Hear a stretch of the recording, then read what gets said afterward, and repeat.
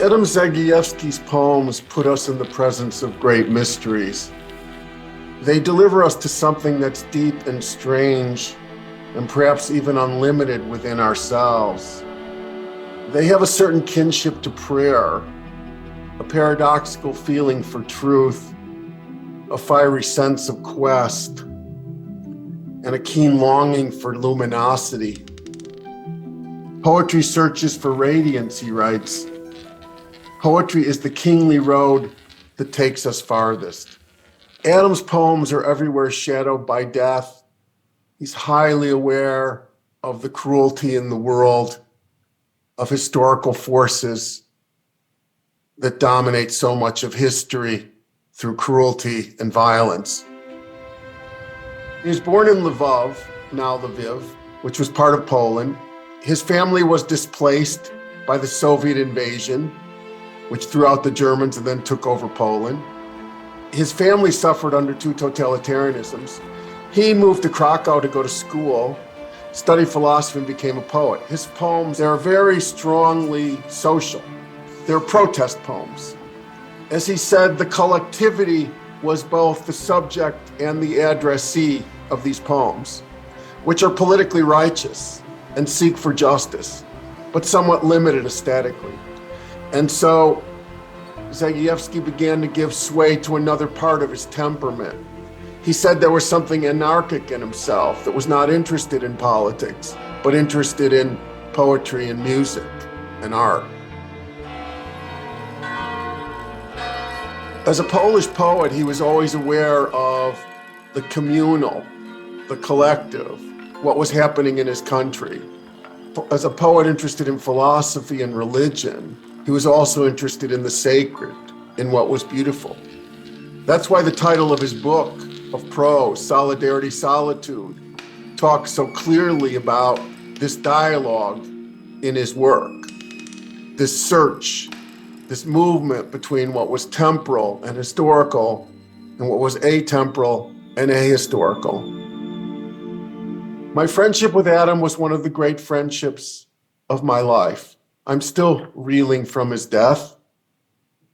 I'm wearing his tie now that his wife Maya gave to me. I loved his work before I loved him. I read his book Tremor, which was his first book translated into English, and I immediately started lobbying to hire Adam and use. I didn't know if he spoke English at all. I didn't know if he'd ever taught before, but I was so enamored of his poetry that I decided that I wanted to hire him. And so in 1988, he got off a plane in Houston. He was wearing a red scarf, and he had a German-English dictionary and a migraine headache, and I wondered what I had done. But he quickly settled in. The next day we started talking about poetry, and it never stopped. We talked for the rest of our lives about poetry. First he influenced me, then he began to influence our students in our creative writing program. And then as he began giving readings and lectures around the United States, he influenced the entire American scene.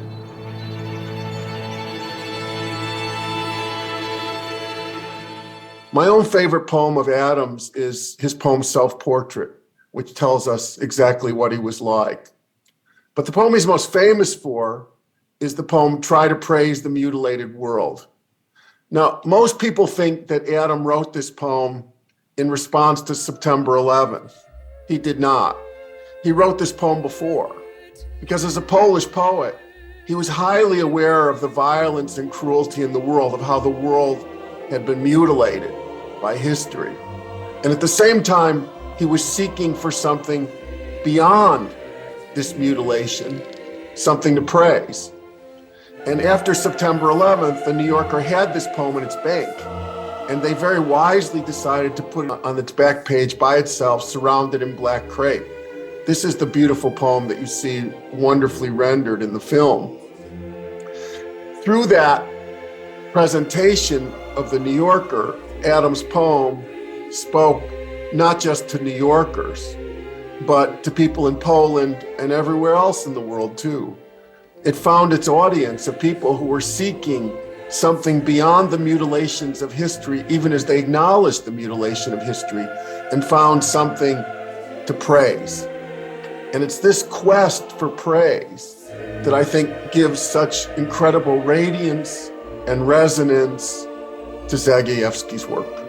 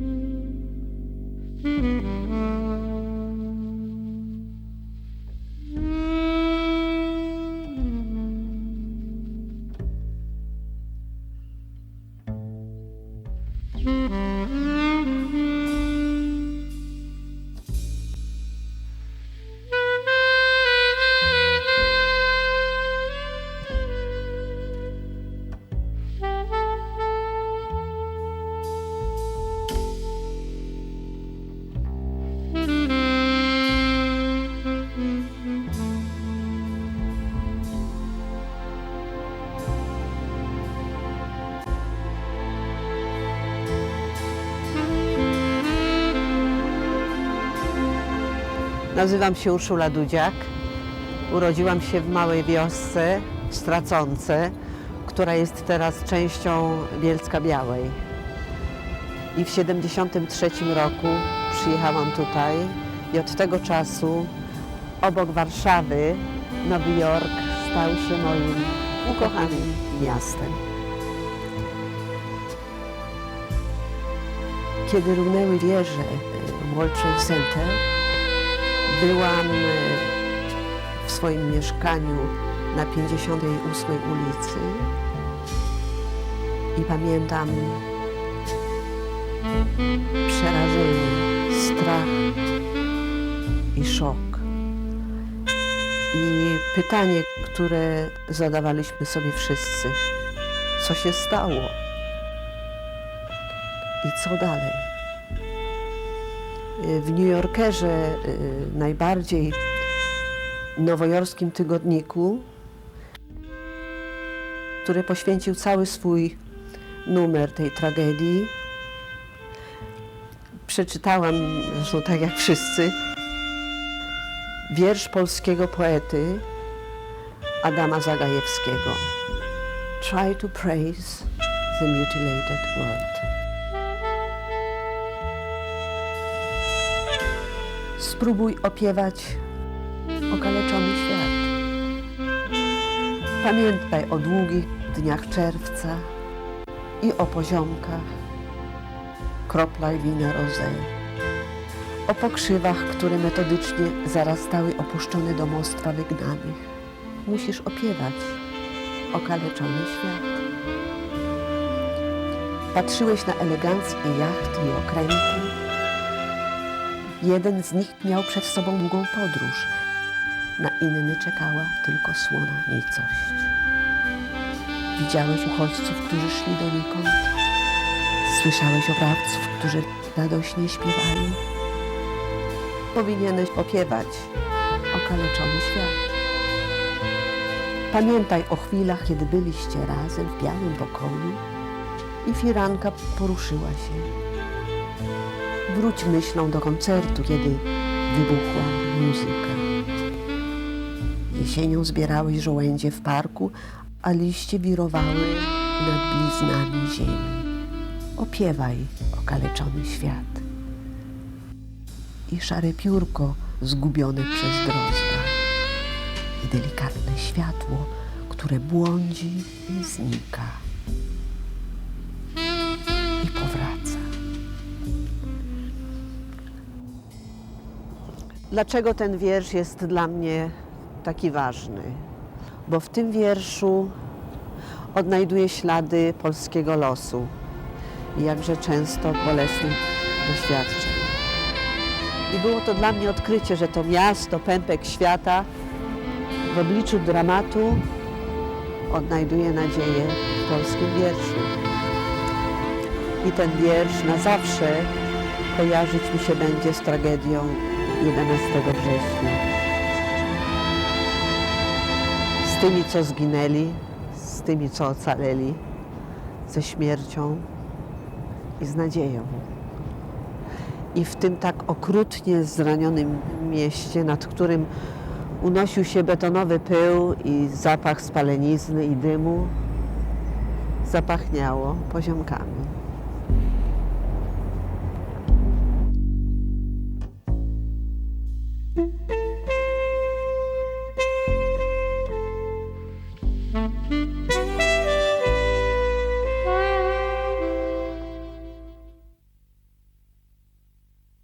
Adam Zagajewski, spróbuj opiewać okaleczony świat. Spróbuj opiewać okaleczony świat. Pamiętaj o długich dniach czerwca i o poziomkach, kroplach wina rosy. O pokrzywach, które metodycznie zarastały opuszczone domostwa wygnanych.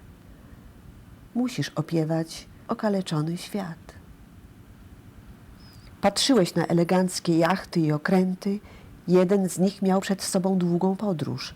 Na inny czekała tylko słona nicość. Widziałeś uchodźców, którzy szli donikąd.